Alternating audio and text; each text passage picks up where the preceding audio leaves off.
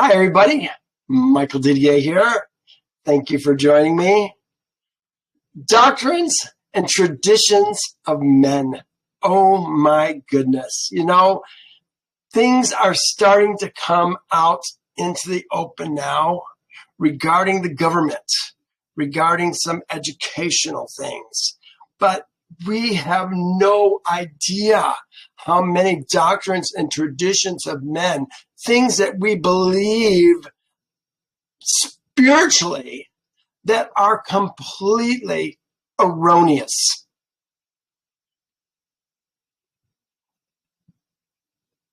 How does a man become Israel?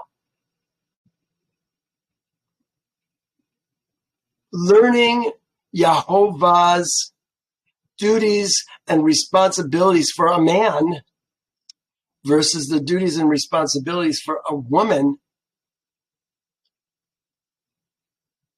are completely different. We treat men and women alike, and it's going to be to our own destruction. You know, if we went back even 100 years, we would see that men and women had different duties and responsibilities. But today, really starting, I think, with World War II, when the women went into the factories. And then we came out and women wanted jobs and women's liberation and all of the feminism and bullshit that has gone on in the world. We have lost sight. That's free. My goal is to help you develop, and I'm really talking to men. Women, again, that's a different duty and responsibility. I'm talking about men getting the, how should I say, the right spirit within them. Where does that right spirit, what David, or maybe it was Isaiah, renew a right spirit within me? Where does that come from? We're going to talk a lot about that today. Moses has just gone up into the mountain. He's going to start getting instructions from Yehovah on how to build the Ark of the Covenant, the tabernacle. The Ark of the Covenant is the first thing he's going to talk about. But before we go there, I want to just review a couple things that we talked about last week. Here is 24. Remember that Moses had been gone for, we're going to measure it in chapters rather than time because we don't know how long he was actually gone. How long did it take Yehovah to teach Moses the judgments that he came back to Israel with? We saw him come down from the mountain in 24:3 last week, and Moses came and told the people all the words of Yehovah and all the judgments, and the people said, all the words which Yehovah said we will do. Remember, the people that we're talking about are Israel's seed, Ezra men. Not the children of Israel. Get that out of your head. It's going to destroy you. These were men, Ezra men, who were up on the mountain. The women, the children, the ger, the servants, they're back at Rephidim. They're not at the mountain here. It's only Israel's seed. So he wrote the book of the covenant. Then he took Aaron, Nadab, Abihu, and the 70 elders. And they went up again, verse 9. And it's so interesting. It says, and there was under his feet, as it were, a paved work of sapphire stone. I saw a video this week. Actually, I had the video. It's on my site. I listened to it many times. But I listened to it again this week. And I want to show you just a portion of it. This is on my website. Let me open this up. Here we are. This is my website. Nope, that's not it. This is it. Nope, that's not it either.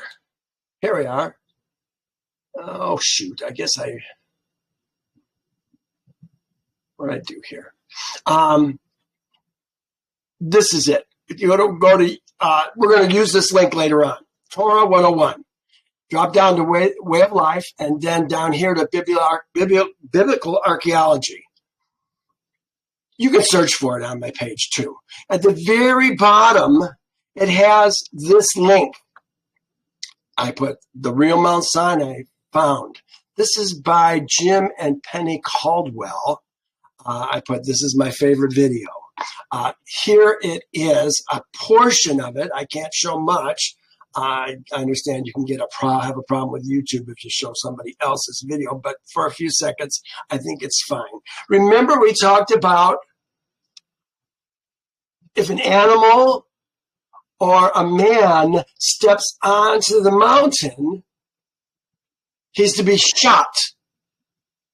Can't get to him, so you got to shoot him. And I thought, oh, that's weird. How do you know where the mountain starts and where the mountain ends? Well, I think this video is going to make it very clear. Look at this. The top of Sinai is very black, darkened rock. It has a appearance of, in some light, cold. It's extremely interesting because the closer you get up toward the blackened peak, you can see where the red granite folds down and the black begins. And it's Do you see where the red granite falls down and the red granite rolls down and the black begins? Is that possibly what they were talking about when they said if a man steps on Yehovah's mountain, he's going to be shot? I think so. I thought there's got to be something more, because how do you know? Well, it's kind of going up right now. Maybe we're in the wrong spot. Maybe this is what we're talking about. And now look at what they said about this, the quality of this stone. Dividing line that is like night and day. Night and day. In some light, it actually has a blue tinge to it. And one of the verses in Scripture talks about the top of the mountain as if it were a sapphire stone. Especially toward noonday, it gets a shiny patina on it to where it looks like you're walking around on obsidian. It is literally that shiny and that black. Interesting. We'll talk about more of this video. I've got one more place in this video that I'd like to see. You really should see the whole thing. This is an amazing video. Seeing the rock at Horeb, seeing the Elijah cave, seeing the just the mountain. We're going to talk about the altar of, they called it the altar of sacrifice, the pillars that possibly Moses put up. Oh, cool stuff. Let me continue with where we were at. So they went up, they ate, and they drank. It said that they saw where was it? It says, and there was under his feet, as it were, paved work of sapphire stone. And it was like the very heavens in its clarity. But then it says, but on the nobles of Israel's seed, this is talking about the elders of Israel, he did not lay his hand. So they saw the Elohim. Was it the Elohim? The Elohim. And they ate and drank. Well, again, we talked about no one can see Elohim and live. So from here, Moses is taking his assistant, and Moses arose with his assistant Joshua, and Moses went up to the Elohim's mountain. And on verse 5, he's now in the mountain. The glory covered Yehovah. Looked like a cloud, but to Israel's seed, it looked like a consuming fire. Remember, Yehovah always appears in a cloud and in the flames. So here we are talking to Moses in 25. This is Yehovah talking with Moses. Joshua's there. He's got to be there. But where is he? We don't even see him mentioned during this whole 40 days and 40 nights that they are going to be gone. He's not mentioned until the last day when they're coming down the mountain. He's got to be around. So Yehovah now is talking specifically to Moses. Then Yehovah spoke to Moses, saying, speak to Israel's seed. Don't read this, the children of Israel. Develop deeper understandings. Go back to my teaching on Exodus 12. Go to my website. Read the Born Again series, Becoming a Spiritually Born Man. You'll begin to develop better understandings. He says, speak to Israel's seed, his son, that they bring me an offering. The offering is going to come from Israel's seed. Yes, we're going to see later on that the ladies, the servants, maybe even the children, the girls, they're all going to give things to their man, and Israel's seed's going to give it to Yehovah. He says, from everyone who will give it from a willing heart, thou shalt take my offering. Thou. He's talking to Moses. Moses is going to tell the people this later on. It's a little bit redundant. We're going to go through the second part of this a lot faster than we are in the first part. Israel's seed is to bring to Yehovah a willing offering. Yehovah is only speaking to Moses right now. He will give Israel's seed the instructions much later, 80 days later, in fact. He's gone for 40 days, but he's going to give it to him 80 days later. Israel's seed left their families and came to the foot of Sinai. They're not on the black; they're on the light-colored stone. Okay, 3. And this is the offering which thou shalt take from them: gold, silver, bronze. But Yehovah is asking Israel's seed to provide all the components to build and operate the tabernacle, which will be set up, which will not be set up for another 7 months. Going to be a while still.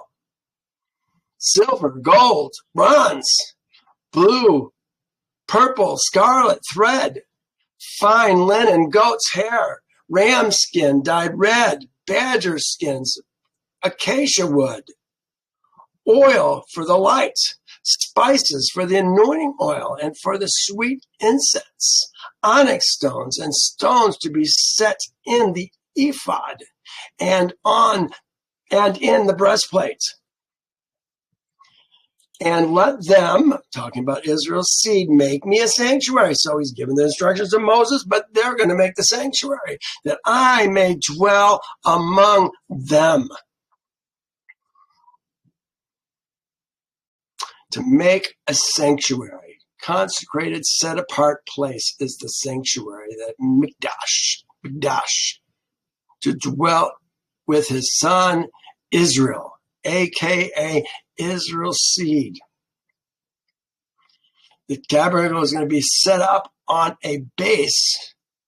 The tabernacle is going to be set up at the base of Sinai, where Israel is right now.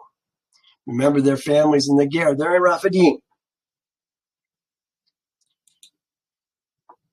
According to all that I show thee, the pattern, that is the pattern of the tabernacle and the pattern of its furnishings, just so thou shalt make it. Remember, it's Moses' responsibility to do this. He says, thou shalt make it, but it's the people who are going to make it. And he's going to give them some very specific people to do some of it. And they shall make it. And they shall make it. And they shall make an ark of acacia wood. Acacia. I looked this morning. It's Shittim. I don't know what Shittim is. Acacia wood. Acacia. Yeah, it seems like Shittim is acacia. I mean, when you look it up, but what does an acacia tree look like? I don't know. They shall make an ark of acacia wood. 2.5 cubits shall be its length, and 1.5 cubits its width, and 1.5 cubits its height. Let's talk about this ark that we're going to create. The word for ark is this word here, aran, or maybe aron. It's a box. It's going to hold something. But the tabernacle is being built from the inside out. You know, when we build buildings, we build them from the outside in. Yehovah builds them from the inside out. I think that's pretty interesting. Just like his set-apart men who are currently being formed by him to lead others in the coming days. He will use them as his representatives in the earth to display the light of his word. That's our job, to display the light of Yehovah's word. We're talking about set-apart men, though. We're not talking about just men. Just men doesn't make you able to do any of this. You've got to become Yehovah's men. Just as the ark is the Holy of Holies. Remember, there's the Holy of Holies. That's where the ark is. Then there's the holy place. That's where the tabernacle, where the table of showbread, the lampstand, and the incense altar are. That's the holy place. This is the Holy of Holies that we're talking about right now. Just as the ark is in the Holy of Holies, the center of the dwelling place of Yehovah, which will hold his words securely, the ark is going to have his words in it. So the heart of a man holds exactly the same words in his heart if he is Yehovah's son. We have a lot to learn. How do we become Yehovah's son? According to the world, only one man is Yehovah's son. Don't you know, Michael? No, you've learned lies. You've got to come out from that misunderstandings. Let me try to explain some of this. Here it says, "Hear, O Israel." Who's Israel? His Ezra men. Those men who have left the kingdom of their birth, joined themselves to Yehovah, circumcised themselves, and ate the Passover. That alone is Israel. If you haven't done that, folks, you're not Israel. Yehovah's promises don't belong to just anybody out there. They belong to Israel. We've got to learn how to become Israel. Here's where it starts. Hear, O Israel, Yehovah our Elohim. Yehovah is first, not one, first. Thou shalt love Yehovah thy Elohim with all thy heart. It starts in the heart. You know, when I started seeking Yehovah's ways from the heart, applying them to my mind and my understanding, and then trying to work them out in the flesh, I did not like that. Because if I was right, they were wrong. They didn't want to be wrong. They like the way things are. They love the doctrines and traditions of men. It says, thou shalt love Yehovah thy Elohim, lawmaker and judge. Who's your lawmaker and judge? Look at your laws. You'll find out who your lawmaker and judge is. With all thy heart, with all thy soul. The heart is levav. The soul is the thoughts and the emotions. And the strength is a very interesting word called me'od. It is something that you can see. Let me try to explain. We're going to go through this. And these are the words which I command thee today. Command thee today shall be, and these words which I command thee today shall be in your heart. Thou shalt teach them diligently to thy sons, and thou shalt talk of them when you sit down in thy house, when thou walk by the way, when thou lie down, and when thou rises up. These is sons. This is sons. I put strength, might. This word me'od. Here the word is right here. Me'od. Me'od is actions and deeds that a man performs. But might, strength, isn't might unless it is done by faith, by keeping, listen to me carefully, the might that we're talking about is things that are done in keeping the statutes, judgments, and commandments of an invisible and very real creator of all things, the Elohim. We walk by faith.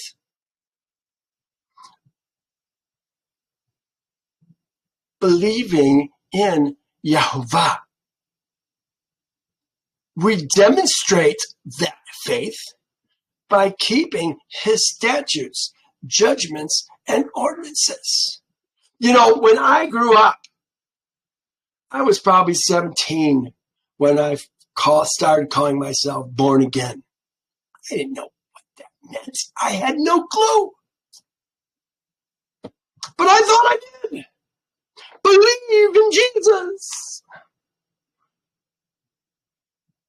I went to conferences, Christian conferences, when I was in college.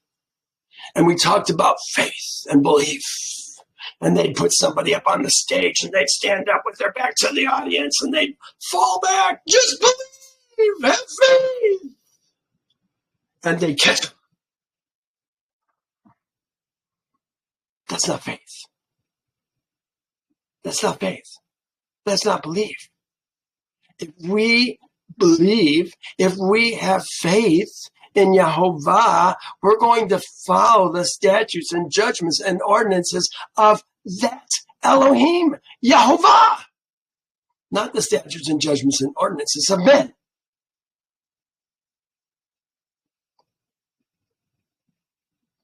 Don't think that you've got something that you don't. It's going to get you killed. Here's me'od. It says a substantive noun, verb, adjective, in function, very great, abundance. But here it is. It says it is used as a noun indicating might and power and will. It's a noun. You can see it. You can touch it. Here's another one. Look at this. It says, this is 2 Kings. Now, before him, there was no king. They're talking about Josiah, my favorite king. Now, before him, there was no king like him who turned to Yehovah with all his heart, lavav, with all his soul, his nefesh, and with all his might. Look what it says, just to make it clear. According to all the laws of Moses. Nor after him did any arise like him. Following Yehovah with all your heart and soul and strength has everything to do with his statutes and judgments and ordinances. Look at this. I, Yehovah, this is Jeremiah 17:10. I, Yehovah, search the heart. Searches the heart. How does he do it? I test the mind, even to give every man according to his ways, according to the fruit of his doings, his actions. Yehovah knows the heart. He tests the mind. He goes on before the chapter, verse 9, it says, the heart is deceitful above all things, desperately wicked. Who can know it? Your heart will tell you you're all right. Just believe in Jesus. You don't have to change anything. Folks, that is a recipe for destruction. It will get you killed. Well, here's the dimensions of this ark. 27 inches by 27 inches by 45 inches. It's 25. I'm sorry. Let's say I probably should have put this a different way. I probably should have put the here. Let's do this. Edit. Oh, I don't want to do that. That makes it too hard.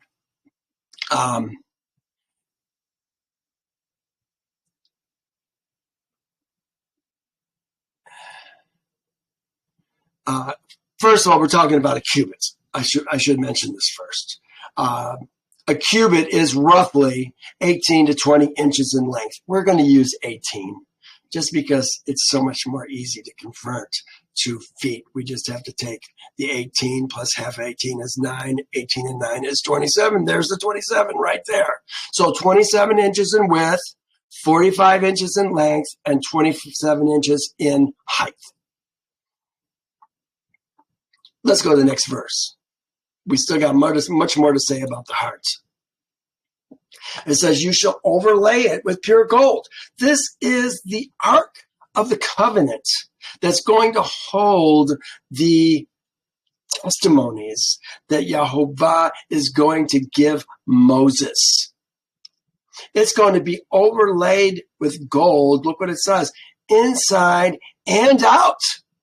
Thou shalt overlay it, and thou shalt make on it a molding of gold all around.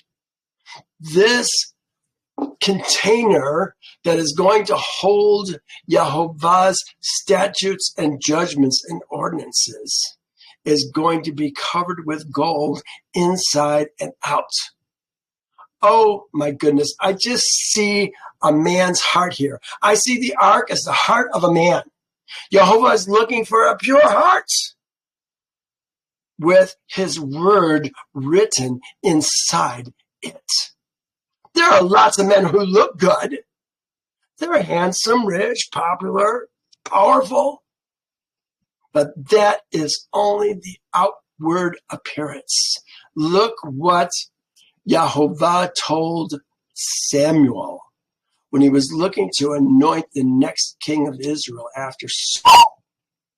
So it was when they came that they looked at Eliab. This is David's brother, oldest brother. I forget what David's father's name was. Jesse, I think. Jesse's oldest son. He says, surely Jehovah's anointed is before him. But Yehovah said to Samuel, do not look at his appearance or at his physical stature, because I have refused him. For Yehovah does not see as man sees, for man looks at the outward appearance, but Yehovah looks at the heart. It's all about the heart. Do you have a heart for Yehovah? Then you're going to know his statutes and judgments and ordinances. You know, most people talk about the Lord. Who is that? I think they think it's Jesus. Because Yehovah has had his name canceled in most translations to say the Lord instead of Yehovah. Our Father, which art in heaven, hallowed be thy name. What's his name? They don't know what his name is. They don't know they're supposed to swear in Yehovah's name and not take it in vain. Oh, so many lies. Again, the heart is deceitful. Here's the same word, or same verse. The heart is deceitful. I won't go through it again. He says, behold, don't you know, Michael, we're living under a new covenant. Don't you know? What's the new covenant? Do they think it's the New Testament? Did they bother to read the scriptures and what Jeremiah 1:31 says?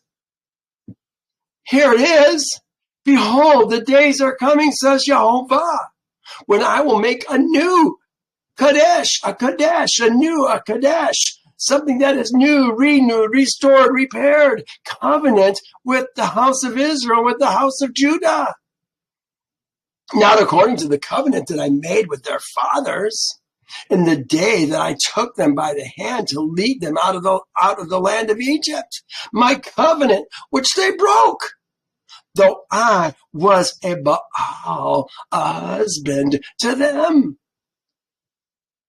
Do you know that a man Baals a virgin as Yehovah Baals his sons?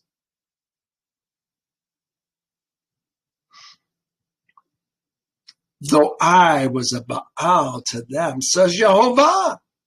But this is the covenant that I will make with the house of Israel after those days, says Yehovah. I will put my Torah, my instructions, that is statutes and judgments and ordinances, in their minds and write it on their hearts. And they shall be my people. Don't bother deceiving yourself and saying that you're Yehovah's people if you don't know his statutes and judgments and ordinances. I've been studying this for 20 years, 24 years, and I'm still learning. Well, look what he says here. Those who see the ark die. Where is the ark of Yehovah right now? I kind of felt that it should be under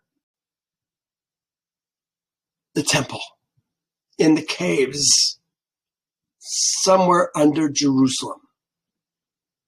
Was it taken from there? I don't know. That's a long story. Can't talk about it now. But when the temple was destroyed, I think the priests had a way to take the ark and hide it. Put it in a secret place, they said, forever. But those who see the ark die. So how is the ark going to be removed? Maybe it was covered when they hid it. Perhaps. When the camp prepares to journey, this is Numbers 4 or 5. When the camp prepares to journey, Aaron and his sons shall come, and they shall take down the covering veil and cover the ark of the testimony with it. They're going to take down the veil that separates the holy from the holy of holy place where the ark is. They're going to take down that veil and they're going to lay it over the top of the ark so nobody sees it. It says, and when Aaron and his sons have finished covering the sanctuary and all the furnishings of the sanctuary, when the camp is set to go, then Kohath's seed shall come to carry them. But they shall not touch any holy thing lest they die. This is Kohath's seed. These are men who have been chosen by Yehovah, anointed by Moses, and sanctified by Yehovah.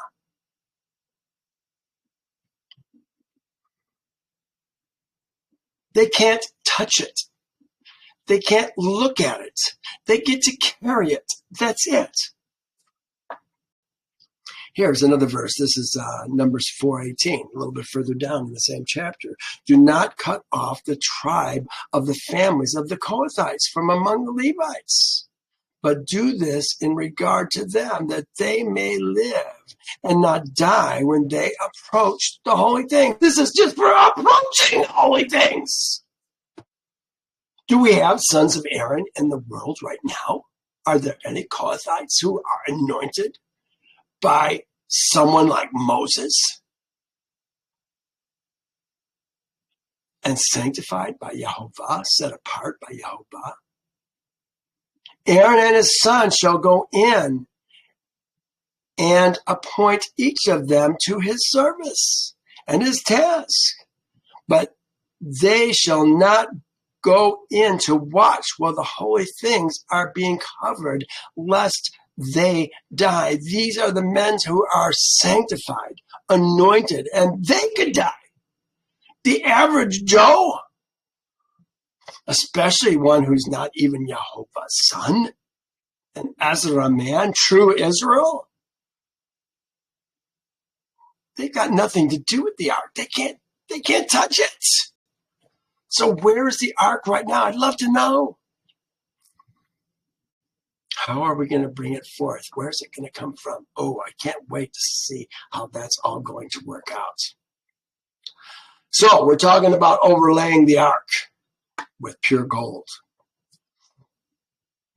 You shall cast, verse 12. Oh, I can make this bigger. That will make it easier for you. Verse 12. You shall cast 4 rings of gold for it, and put them on its 4 corners. 2 rings shall be on your side, and 2 rings on your other side, on the other side. I was thinking,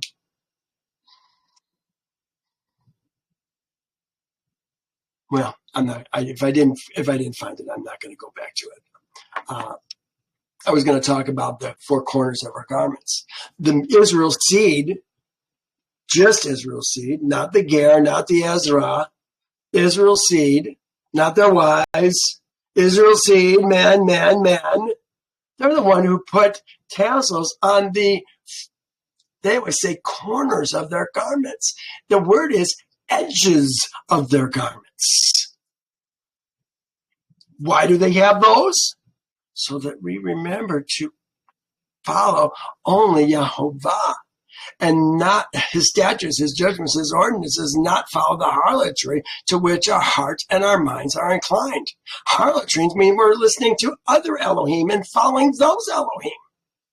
Maybe I'll get to it. We'll see if I do. I'm not sure how I would have worked it in if I didn't have it in these last 2 verses. You should put poles into the rings on the sides of the ark, that the ark may be carried by them. Which side did the poles go on?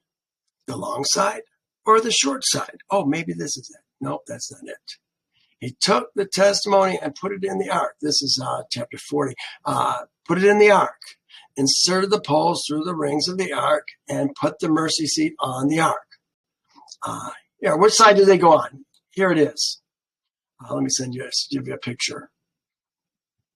On the short side, these poles are going to touch the draperies that that divide the holy from the holy place. Well, that's interesting. If we never take the poles out,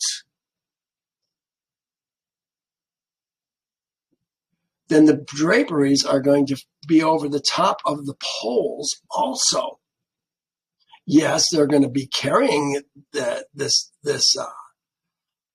ark by the poles that are in it. But the drapery, I always thought the drapery would be just around the ark, but I think it's going to probably be on the poles as well. Interesting. Let me go back. They're on the short side, not the long side.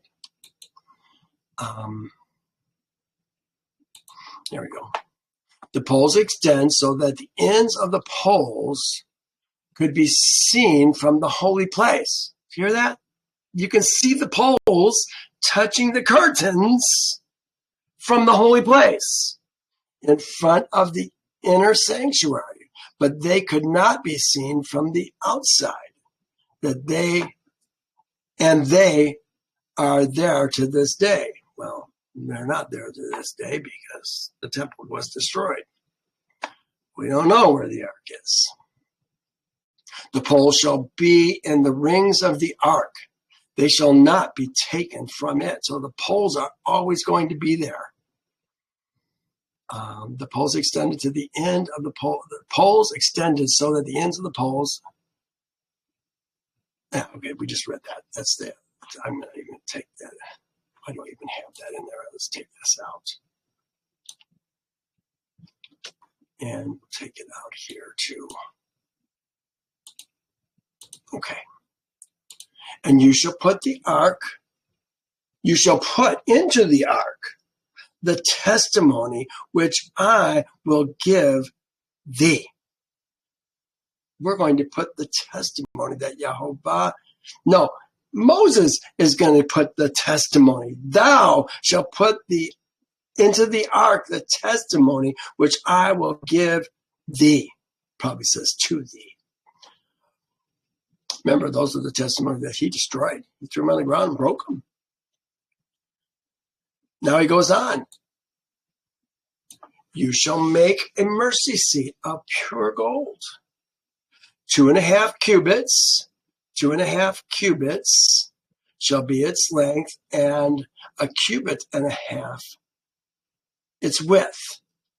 So this is going to cover the ark. It's going to be 27 by 18.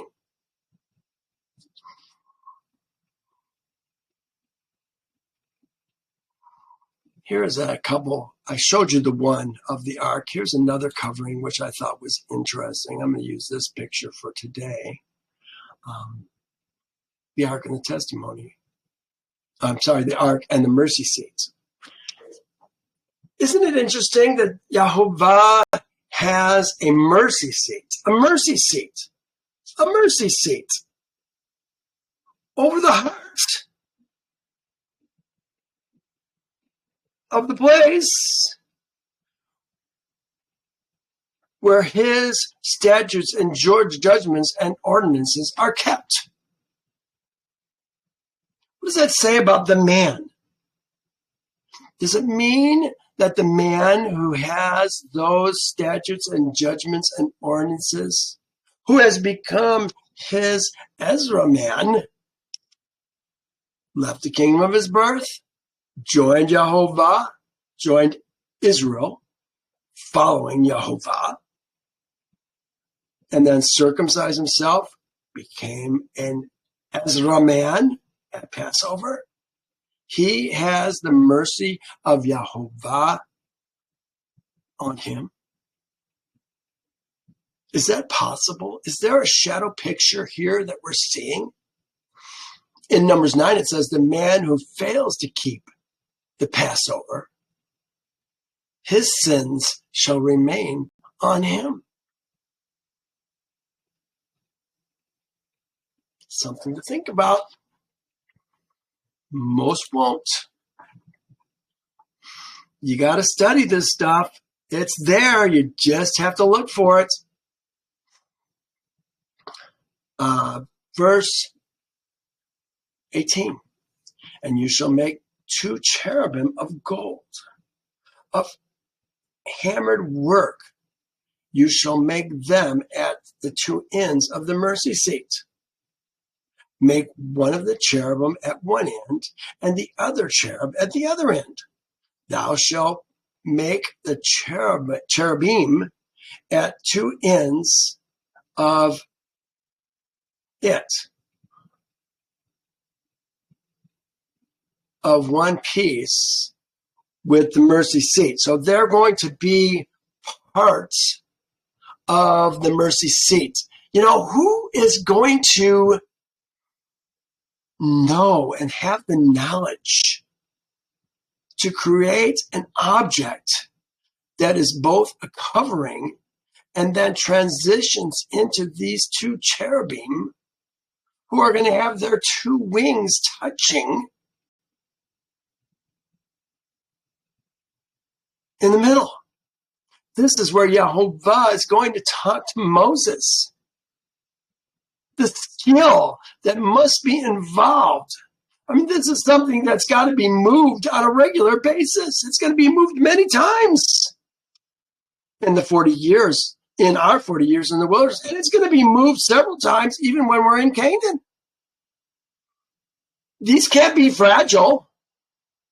This is going to be something that is solid.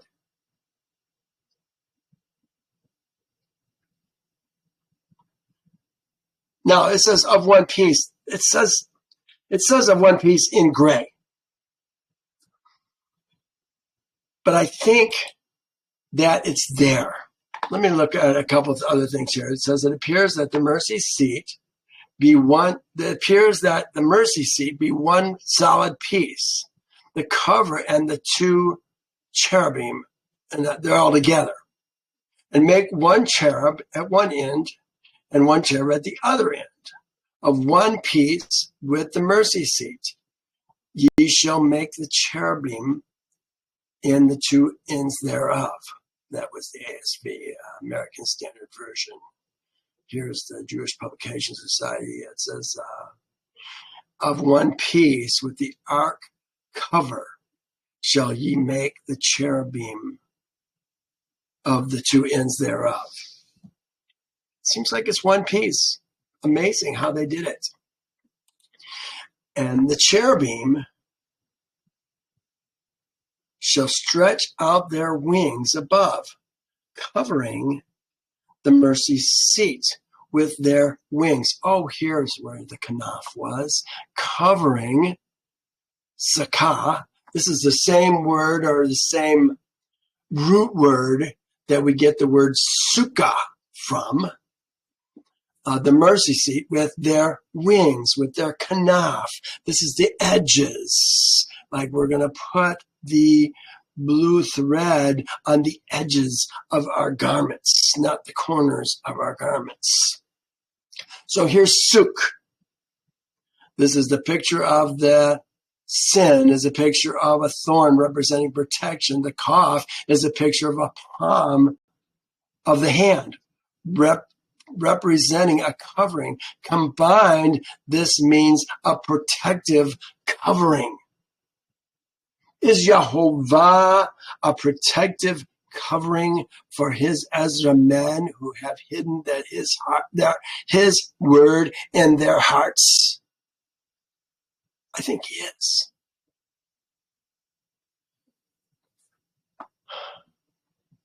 Hedge is another word that they use for this particular one, hedge.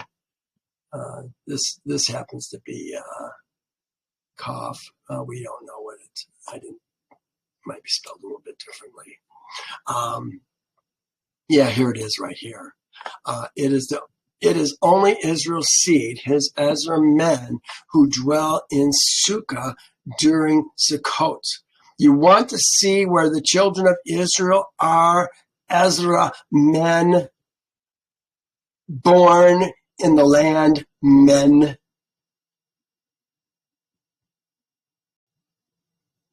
It's in Leviticus 23 at the very end, 42 and 43. It's also in Leviticus 17. Yehovah makes it very clear that Israel's seed are these Ezra men. You got to look hard in the scriptures to decode the scriptures. What does he say? Come on, Michael. Line upon line. Precept upon precept. Here a little, there a little. That's how we find Yehovah's ways. Not for a child to find. Only those who seek are going to find. You don't seek, you won't find. Be satisfied with the doctrines and traditions of men. But it's going to mean your destruction.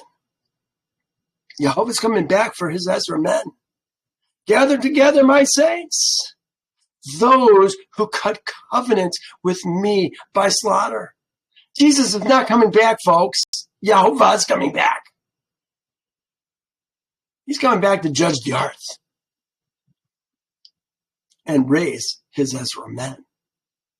Gather together, my saints, those who cut covenant with me by slaughter. In Isaiah, I think it's 25, he says, the dead shall rise together with my dead body. They shall rise and rejoice. The rest of the dead that didn't know Yehovah are dead. I think that their women, bone of their bone, flesh of their flesh, are probably going to rise also. And I'm hoping that women who will just simply follow their man, even if he's not an Ezra man right now, because they're doing what they're supposed to do. What did Yehovah say? Thy desire shall be for thy man, and he shall rule over thee.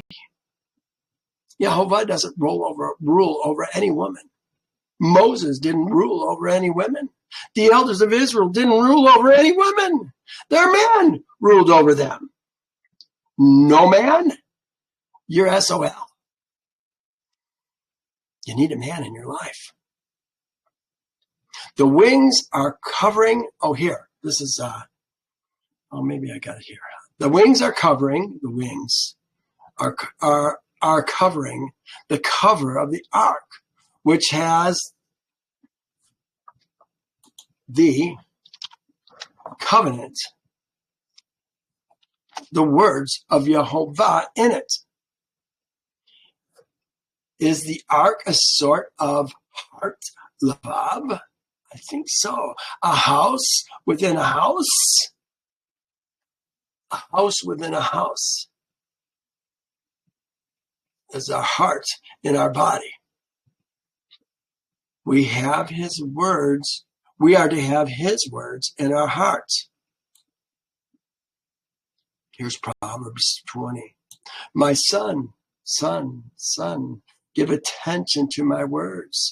Incline your ear to my sayings. Do not let them depart from your eyes. Keep them in the midst of your heart, for they are life to those who find them and health to all their flesh. Keep your heart with all diligence, for out of it springs the issues of life. We have Yehovah's statutes in our hearts. Here's Deuteronomy 8. Every commandment which I command you today, you must be careful to observe, that you may live and multiply and go in and possess the land which Yehovah swore to your father. Remember, it's always about the land and the seed. And you shall remember that Yehovah, your Elohim, led you out of the way for 40 years in the wilderness to humble you and to test you to know what was in your heart. They failed. They ended up staying for 40 years. Whether you would keep his commandments or not. We didn't. Our sons inherited the land. And when we men do,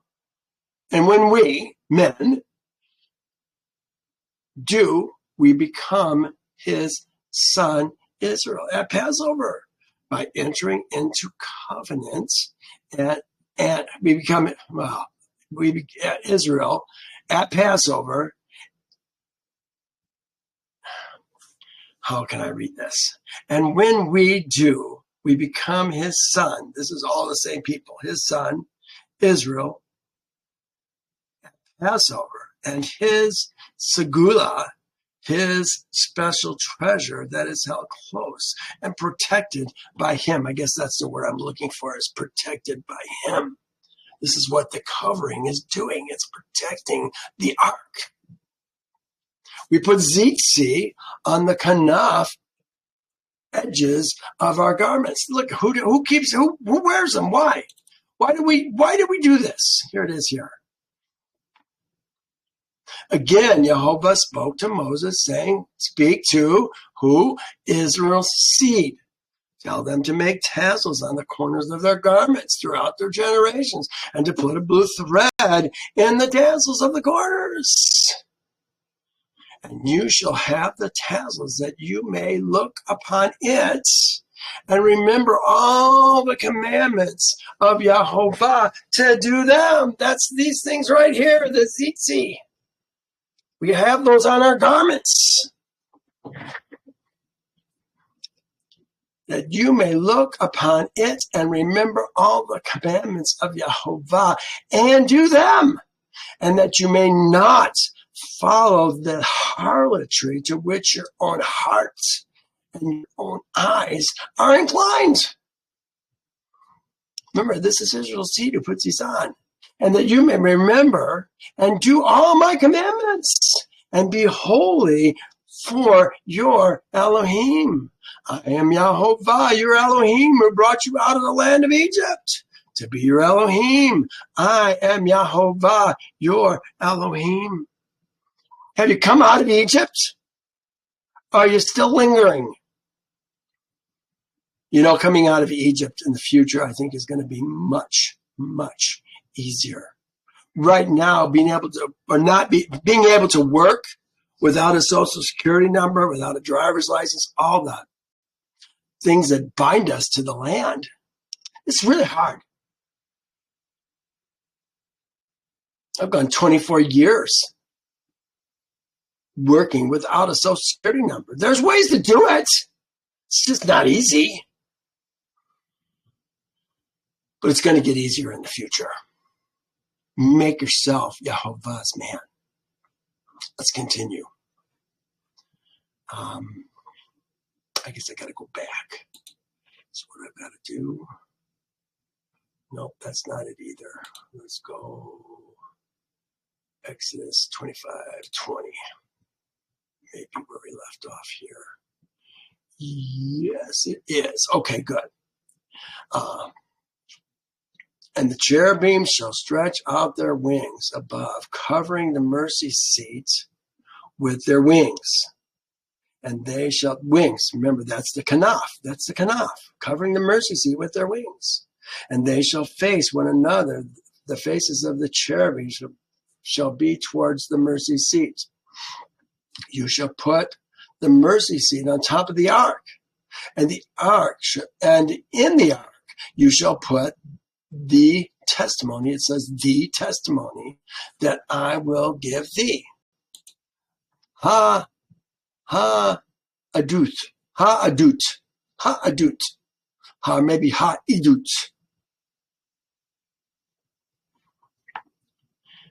And there I will meet with thee. This is Yehovah talking to Moses. I'm going to meet with you there. And there I will meet with thee. And I will speak with thee above the mercy seat. Is he going to be in that spot where the tip of the angel's wings, the cherubim's wings meet? It's so interesting. There he's going to talk from them. Is it going to sound from there? Is it going to come from higher up? I don't know. And there I will meet with thee, and I will speak with thee above the mercy seat, from between the two cherubim, which are on the ark of the testimony, about everything which I will give thee in commandment to Israel's seed. He's going to speak to us from above the mercy seat. Is this where we hear that small voice of Yehovah that directs us in the way that we're supposed to go, so that we don't turn to the left or to the right? Remember to follow the old ways, the ancient paths. Is this where Yehovah speaks to us from our hearts? Well, now we're switching gears. We're going to make thou shalt make a table of acacia wood, 2 cubits in length, a cubit in width, and a cubit and a half in height. So we're talking about 36 by 18 by 24. 36 wide, 18 or 36 length, 18 wide, 24 height. It's kind of a small table when you think about it. 2 feet off the ground. It's low. Most desks are like 30 inches, 32 inches. Here, table of showbread. Here's a picture of it. Kind of give you an idea of what we're looking at. It's low.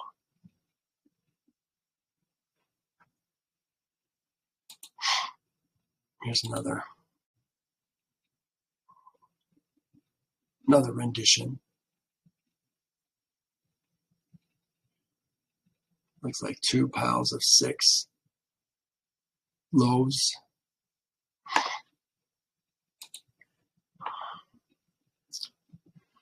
You shall make a table of acacia wood, 2 cubits. We said that, and thou shalt overlay it with pure gold, and make a molding of gold all around. Thou shalt make for it a frame of a handbreadth all around. A handbreadth is from your little finger to your thumb. That's basically a handbreadth. Keep things from rolling off the table, I guess. All around, and you shall make a gold molding for the frame all around. And thou shalt make for it 2 rings of gold, and put the rings on the 4 corners that are at its 4 legs, and the rings shall be close to the frame. The rings shall be close to the frame as holders for the poles to bear the table. With an 18-inch width, I'm guessing that the poles are fitted on the, I said short side. Yes, the short side. So there's a bigger space between, if we use the 27-inch side, you're not bumping shoulders with the person that you're walking with as much. So that would be what I would guess that it would be. Although, when I look at the pictures, let's go back to the pictures, just out of curiosity. Where were the poles? This was on the long side. Yeah, that's weird. So now when they carry it, they are going to be bumping shoulders. What's the other one look like? Again, same place. I guess that makes more sense than having it sticking out in the middle of the room. Maybe it's not that heavy and you can carry it with one hand, so you're all on the outside of it. Anyway. Questions. I have all kinds of questions. I'm never stopping asking questions. All right. And thou shalt make the poles of acacia wood and overlay them with gold, that the tables may be carried with them. I don't remember them saying that the poles never come out. Do the poles come out? That would be something to consider. Switching gears again. You shall make its dishes, its pans, its pitchers, its bowls for pouring. Thou shalt make them of pure gold. You know what? I think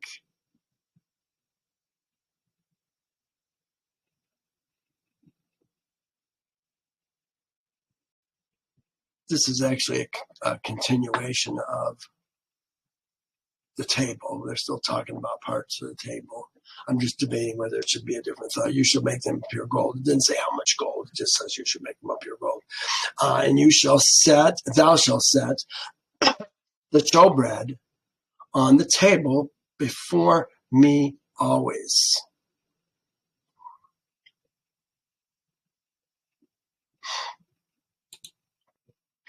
Always. Tamim is the word they're using here. Here it is. Tamid. Tamid. I said tamim. Tamid. Always. Leviticus 24. talks about the showbread. I don't think we need to go through that right now. Now we're going to talk about the lampstand. Interesting, the lampstand. What does it look like? You know, we see the Jewish lampstand they use for Hanukkah and all that all the time. But is that anything close to the lampstand that Yehovah had us put together? Here is a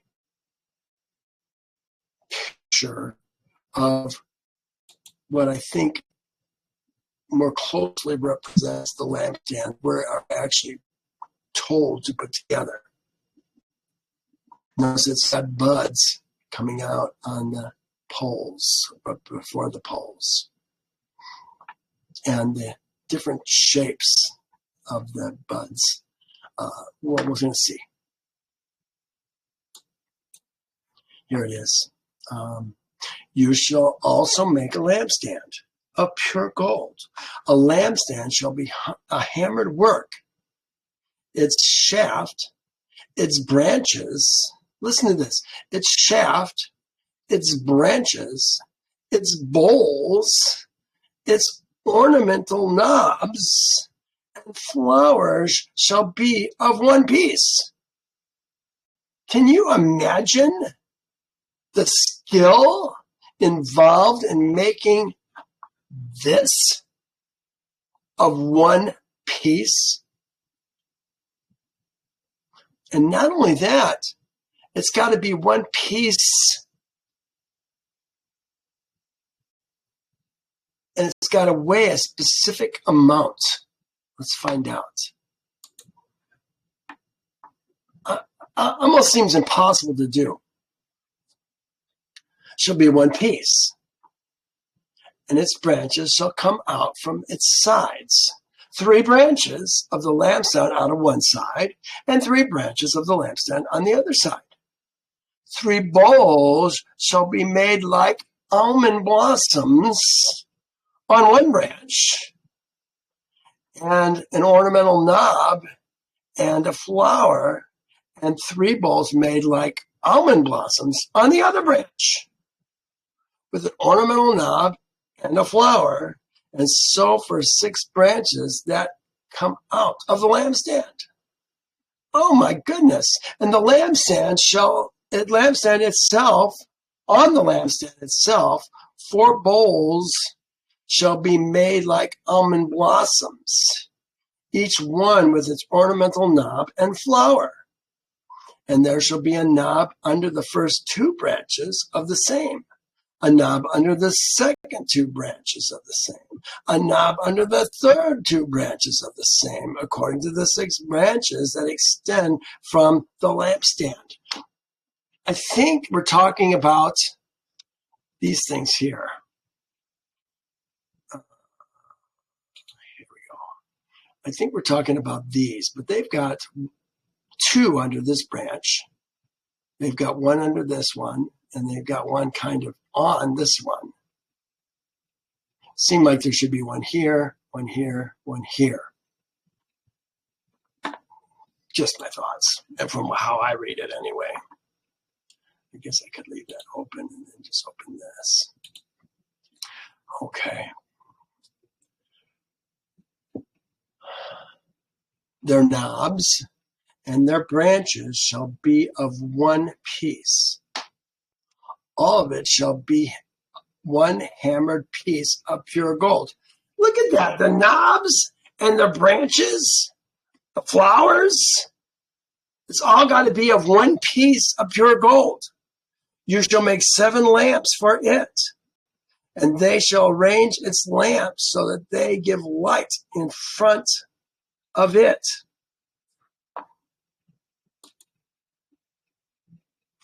It may be that the petals of each blossom were to reflect the light into the room more effectively. That's how I see it, as the blossom is going to have fire in it, and it's going to direct it out towards the room. Doesn't do any good to have the light go toward the wall. You want to send it out into the room. Direct the light. He says, and its wick trimmers. and their trays shall be of pure gold. It shall be made of a talent. It shall be made of a talent of pure gold. I think that the lampstand and the wood trimmers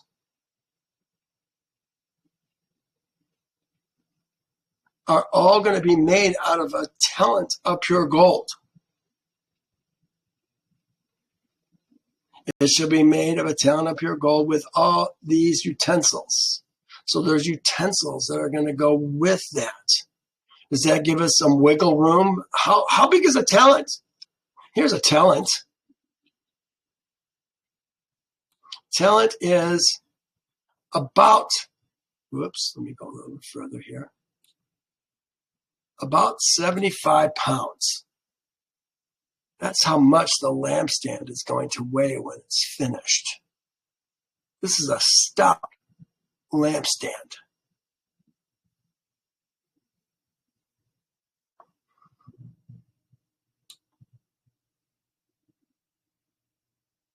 Okay.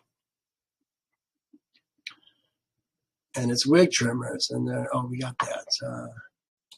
Here we are. It shall be made of 1 talent of pure gold with all these utensils. Utensils, keli, apparatus, implements. Here it is, something prepared. Any apparatus, implements, utensils, dress. Okay, last verse. Here we go.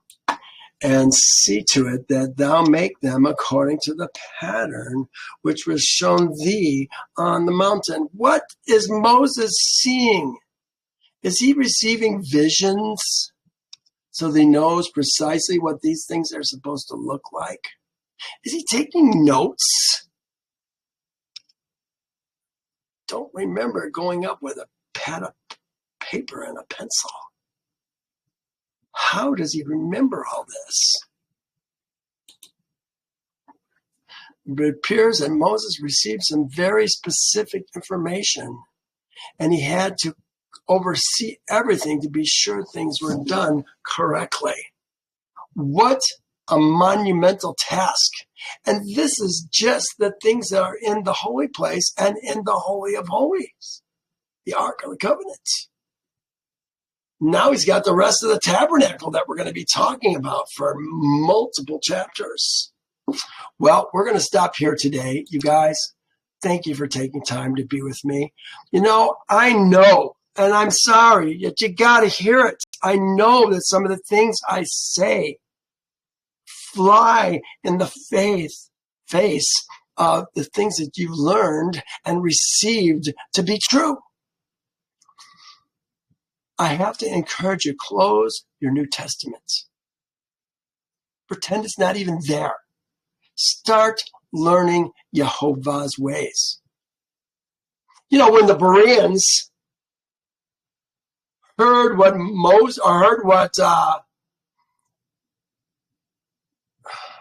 the apostles had to say, they searched the scriptures to see if it was so. Which scriptures did they search? Peter, even in the dang New Testament, said you are mistaken because you do not know the oracles of Elohim. What are the oracles of Elohim? The words of Elohim. Those words that say, speak to Israel's seed and say to them. We've learned lies. We've got to change our thinking, change our hearts. Put Yehovah's words in your heart. Make it more valuable than silver and fine gold. And you'll be safe. Well, I got to run. Catch you guys later. Bye now.